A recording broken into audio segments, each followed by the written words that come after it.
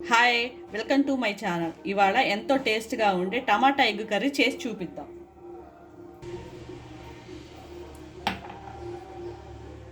ఇలా నూనె వేడెక్కాక కొంచెం జీలకర్ర, కొంచెం ఆవాలు, సన్నగా కట్ చేసి పెట్టుకున్న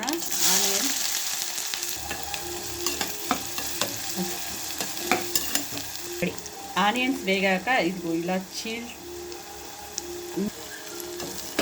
కట్ చేసి పెట్టిన మిర్చి ఇలా వేసి ఆయిల్లో వేయించుకోవాలి. ఆనియన్స్ ఇలా నూనెలో వేగాక ఒక స్పూను పసుపు, ఒక స్పూను ఉప్పు,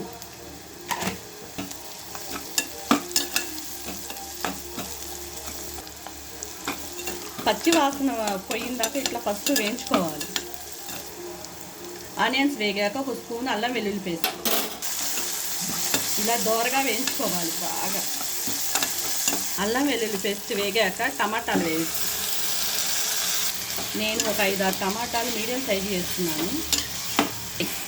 మీడియం సైజు టమాటాలు వేసాక ఇదిగోండి కొంచెం ఒక 5 నిమిషాలు ఇలా మూత పెట్టేసుకోవాలి. టమాటాలు అలా బాగా మగ్గిన తర్వాత ఒక స్పూన్ కారం వేసుకోవాలి. మళ్ళీ 2 సెకండ్స్ అలా మగ్గబెట్టుకోవాలి.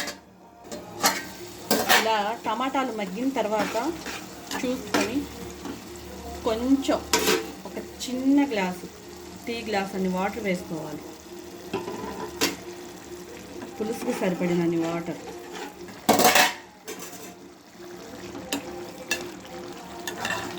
టమాటాలు ఇలా బాగా కుక్ అయ్యాక ఉడకబెట్టి పెట్టిన ఎగ్స్ వేసుకోవాలి. ఏంటి టమాటా పులుసు అంటున్నారు, ఎగ్స్ వేస్తున్నారు, టమాటా వేస్తున్నారు? కాదు, పులుసు లాస్ట్న చూపిస్తాను, వెయిట్ చేయాలి. టమాటాలు ఎగ్స్ ఇలా వేసి 2 మినిట్స్ ఆగిన తర్వాత చూడండి ఇలా వచ్చిన తర్వాత కర్రీ. జనరల్గా అందరూ చింతపండు పులుసుతో టమాటా పులుసు కర్రీ చేస్తారు.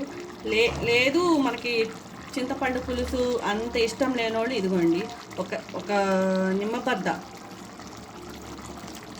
ఇలా వేసుకున్నా చాలు. అలా చింతపండు ఆలస్యం అయింది, త్వరగా వెళ్ళిపోవాలి ఆఫీస్కి లేదా బయటికి వెళ్ళాలి అనుకున్నప్పుడు ఇలా ఒక్క నిమ్మ చెక్క వేసి చక్కగా చాలా మంచి ఫ్లేవర్ వస్తుంది, చాలా టేస్ట్గా ఉంటుంది కర్రీ. అలా నిమ్మకాయ పిండిన తర్వాత ఒక 2 మినిట్స్ అండి వెయిట్ చేస్తే ఇలా కూర దగ్గర పడ్డాక ఒక స్పూను ధనియాల పొడి. మనం కర్రీ చేసే ముందు ఫస్ట్లో వేసాం కదండి సాల్ట్, సరిపోయిందో లేదో చూసుకొని టేస్ట్కి తగ్గ సాల్ట్ వేసుకోవాలి. కొంచెం ఒక చిటికెడు గరం మసాలా అండి. అలా గరం మసాలా వేసిన తర్వాత కర్రీ చూడండి చాలా దగ్గర పడింది. ఇంకా 2 మినిట్స్లో అయిపోతుంది అన్నమాట. ఆయిల్ పైకి వచ్చాక కొంచెం కొత్తిమీర వేసుకొని ఇంకా చూడండి ఎగ్గు టమాటా కర్రీ ఎంత చక్కగా రెడీ అయిపోయిందో. ఎంతో టేస్ట్ అయిన టమాటా ఎగ్ కర్రీ రెడీ.